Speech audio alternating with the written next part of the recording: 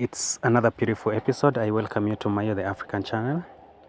Today we're going to have a look at Green Park Terminus, which is in Nairobi County. Let's get into the Nairobi bus terminus and see what this ghost project has, and maybe explore its potential according to the current governor Johnson Sakaja and what was intended initially. Yes, you can look at this extensive bus terminus. In fact, it still has running traffic lights. You can see these lights, they are running there all through, and it controls nothing. And remember, this attracts electricity bill. If you are new to the channel, I'm kindly requesting for your subscription and kindly drop a like. I will appreciate it so much. The bus terminus was constructed at a cost of 180 million Kenyan shillings. However, according to Sakaja, the contractor still owes 90 million unpaid to date.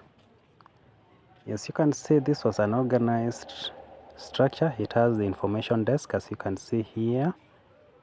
Yes, let's see here. This is the information desk where you are supposed to seek all the clarification you needed.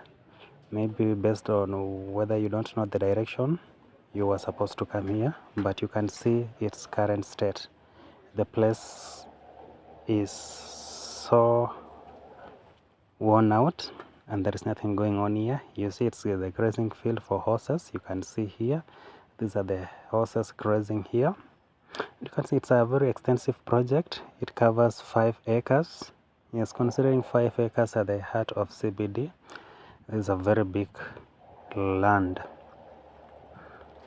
Yes, this is how public resources are wasted here in Kenya, and I intend MORARA KEBASO should visit here and give us detailed information on what happened, what's happening, and what's the intention of this. MORARA KEBASO should visit this place as one of the ghost projects we have here in Kenya where the public resources are wasted. Yes, I tend to think that Nairobi Metropolitan Services constructed this place without having or without conducting feasibility test enough, because after 4 tests which they did after the construction proved that this project wasn't viable. It wasn't going to meet its intended projection. Yes, they conducted 4 tests, and in all the tests everything failed terribly. This session was meant to decongest the CBD, but since then, or since its construction, it means that is not possible and that's not going to happen. It's according to the current governor in Nairobi, that's Johnson Sakaja. He intends to convert this place to conference facility, and through the PPP he projects that he can secure a private investor who can generate or who can construct here a convention center which is similar to the Kigali Convention Center. We don't know how that is going to be possible. We don't know how he is going to make it happen. We just have to sit and wait and see what happens here. You see all these structures, they were beautiful. It was a beautiful place. However, I tend to think that the 180 million allocated to this place was too high, considering that there is no new structure which was, apart from these sheds, there is no other new structure which was constructed here, because where the information desk was and all the other part, those buildings were already there.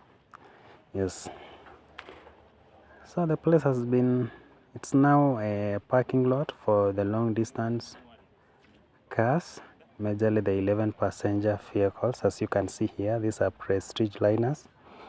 Yes, these are the only things which were constructed here, and the cost is 180 million.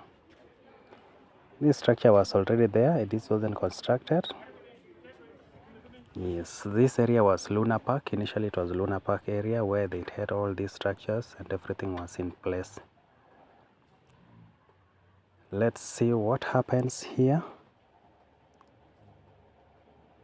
Yes, considering the idea was okay, But given that it had no other supporting facilities, or yeah, it did not consider how people will get into town after here. Let's say you are coming from Ngong and your car docks here or stops here. How will you get yourself into town, assuming you're working in downtown side and you're living in this other side of Ngong Road? How are you going to cover those the remaining 5 kilometers? This project was hastily done, and I tend to believe that someone says that in Kenya most of the projects are done because they want to find a way to save on money. It's not like they want to solve a problem. Majorly they want to find a way of saving. That has been my time. Let's see, or let's have a snippet of this place, of this part of CBN. As I remind you, kindly subscribe to my channel if you have not done. The subscription will serve me well. Thank you and bye bye till we meet next time.